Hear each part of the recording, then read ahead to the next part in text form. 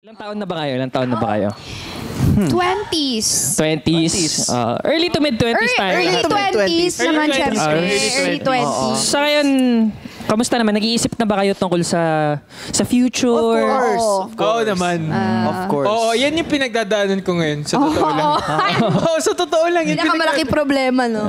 Saktong-sakto kasi pag-uusapan natin ngayon is ang quarter life crisis ng mga Gen Z ngayon. And we are considered Gen Z. Yes, we are. And nasa quarter na tayo ng life natin. Yes, actually. We're the quarter of the life. Papunta pa. Papunta pa lang. Papunta sa 25. Sa mga hindi pa nakakaalam kung ano yung quarter life crisis, eto yun.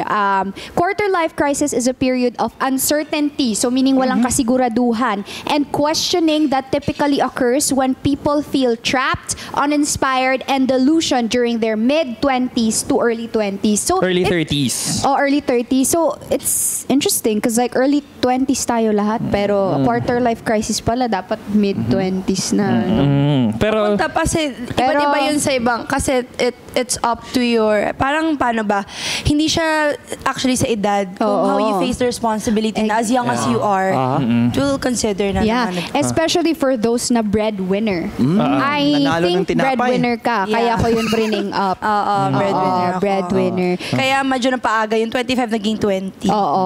And ano din, considering na may K-12 na program, so yung generation ngayon natin, dumaan talaga sa grade 11, grade 12. So, mas late, kumbaga sila nag-work tayo. Mas late nag-work, di ba? Compared sa like, sa dati. mga, millennials. Yeah. Diba? pero sa ngayon, would you say na na-experience yun yung quarter life crisis? Yes. Yeah, actually. Hindi siya super like boom boom pow, pero Bumbaw. Piyo lang.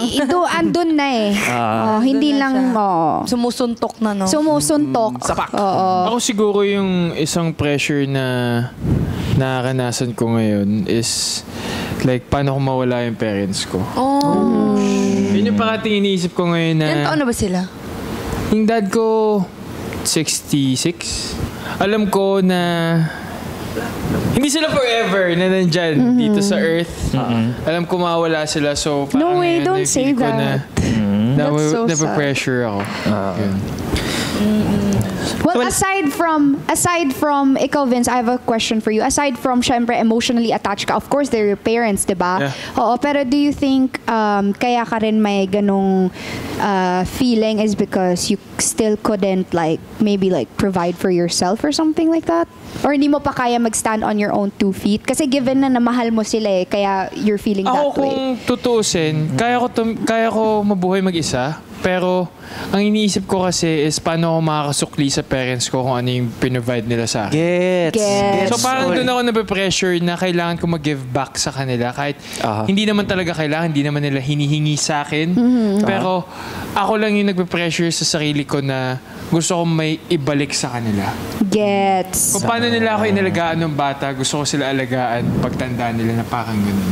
Gets. Okay. Parang ganun. So, the quarter life crisis is, wala lang, may mga takot na lang talaga tayo sa haharapin pa natin sa buhay. Yeah. Diba? That's true. Isa na rin yun yung pagkawala ng parents, pero ang daming iniisip. Kaya ano pa ba yung mga iniisip nyo ngayon? Para sa akin kasi nasa age na rin ako as someone na who lives here in Manila independently. Tas malayo yung parents ko, ako lang mag-isa, like independent ako financially, lahat. So parang ang pressure naman sa akin, paano ko i-sustain yung self ko?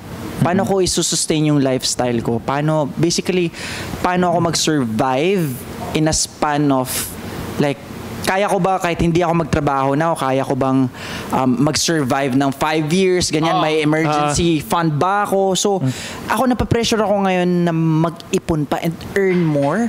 Yeah. Yun. Yeah. Doon.